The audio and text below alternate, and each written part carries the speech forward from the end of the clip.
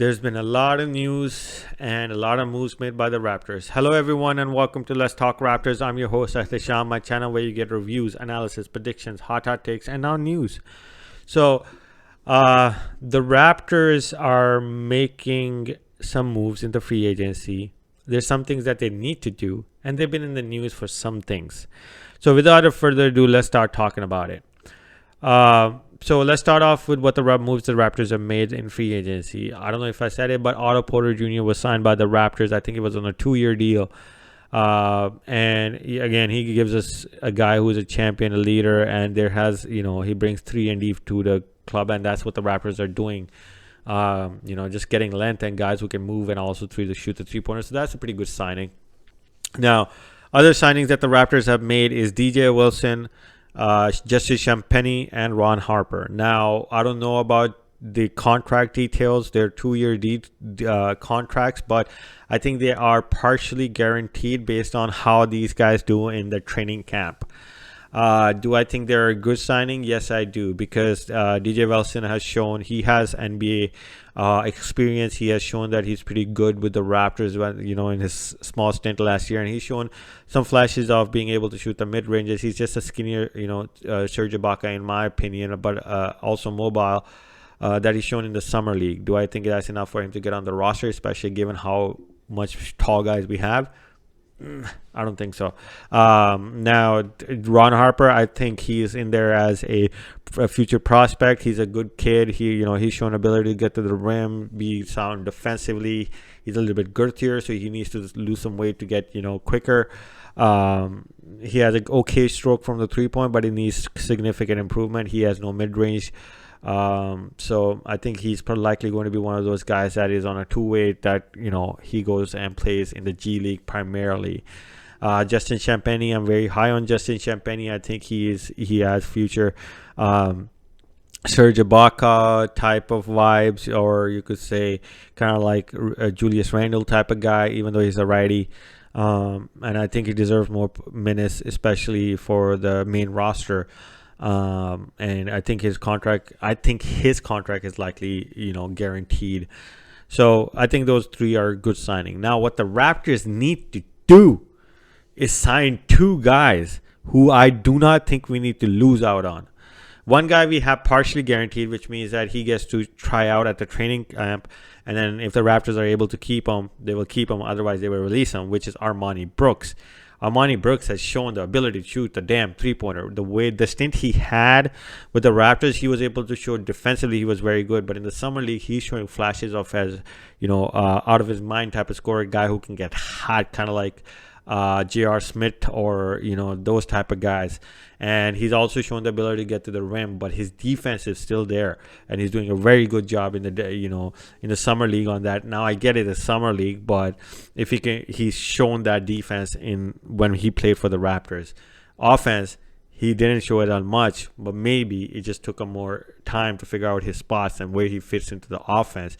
And now he will be able to do that going forward because he spent some time with the Raptors. Now, one guy I think that Raptors should definitely get on signing somehow is Jeff Donton. This kid is the backup point guard we have been looking for. He's about 6'3", 6'4", 25 years of age. He has shown, I think he's averaging about 8 assists in this summer league, and he has shown the ability to be a court general. He has been amazing in the summer league. Again, the caveat is there, it's summer league. But you can't teach decision making. He's gonna have good decision making. He's been able to show getting to the bucket. Instead of trying to go up with big bodies on him, he's shooting the ball out to 3-point shooters. He's averaging 8 assists in summer league, which means there's shitty shooters, but he's still averaging 8 because he's getting them such open shots. And defensively, he's been really good because he's taller. He's average height to the point guard in the league nowadays.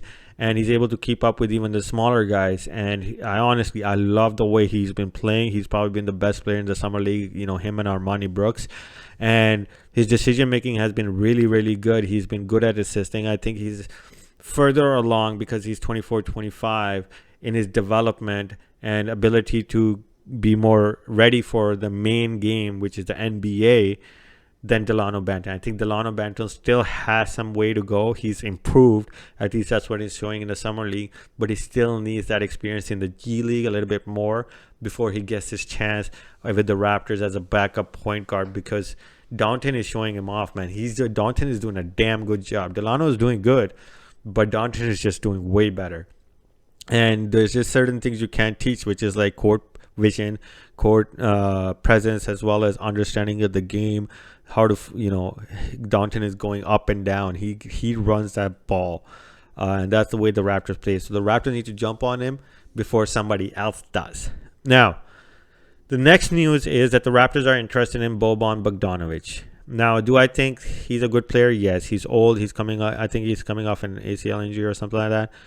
Should the Raptors sign him? It'll be another guy, tall guy, 3-and-D. I don't think he's that mobile, but he's good. Do I think the Raptors need to give up draft capital for him? Hell no. And that's what Danny Ainge is going to be looking for in Utah. Do I think we can trade for maybe Yuta Watanabe and Malachi Flynn? Yes, I would make that trade, because he'll get us that 3-and-D, more depth on the bench. But like I said, we need to sign Downton and Armani Brooks, because I get the Raptors are going tall, but sometimes you do need these smaller guys, and especially at the point guard spot. We need Fred VanVleet to have backups that can actually handle the ball and assist the ball. And with the tallness we have in the front court with Precious, Chris Boucher, Thaddeus Young, Otto Porter Jr., we need these type of guys. Maybe Svi will have a redemption season, but if he doesn't, we need these guys, and that's what we were missing last year. And do I think Bogdanovic will get that? Maybe, but it's not absolutely necessary for the Raptors to do that, especially if it means giving up some draft capital. The last thing I'm going to talk about has been a very controversial, and it was comments by Chris Broussard where he said that the Raptors, that Toronto is a city where African Americans might not feel as comfortable. I watched that segment. I honestly feel like he was talking about the difference.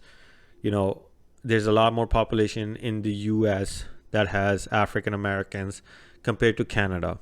And there's a different way of living in America than there is in Canada. Yes, those are culture shocks. But it came across as if, that Toronto is not an accepting city, or, they might feel some sort of racism, things like that. Those things exist, but Toronto is one of those cities that is very accepting of every culture. Me being a minority from Pakistan, I have been accepted here. There's so many immigrants, families that come here and strive, and that includes African Americans. So for him to make those comments, I think is probably out of not having too much knowledge about the city, not being here too often. And even if he was here, it's probably in downtown, which doesn't include a lot of minority populations. There's more, there's different areas with different populations that you can visit, and you'll see that there's a lot of cultural acceptance. There's a lot of community of the same type of people. And Toronto's one of those cities where you come in, you'll feel accepted. You'll feel great. But do I think Chris Broussard was out of line on it? I can't speak to that, because he's a person who's African American, and maybe he had a bad experience. So as Raptor fans, maybe we need to give him a little bit of benefit of doubt, because everybody else knows what this city is about. And maybe if a guy can make a mistake. So Raptors, the world, everybody should know that Toronto is one of the greatest cities in the world. And, Chris Broussard was mistaken in what he said. Should we crucify him for it? No. People sometimes make mistakes in things that they say, or they make comments based on the experiences they had rather than the generality of everything. So that's what I have for you guys for this video. Hope you guys enjoyed the content. Hope you guys agree with me on some of this stuff. Leave the comments in the comment section of this video. Please hit that like and subscribe button, and hope the Raptors sign this Downton kid, because we don't want to miss out on them. Anyways, that's all I have for you guys. Enjoy your weekend.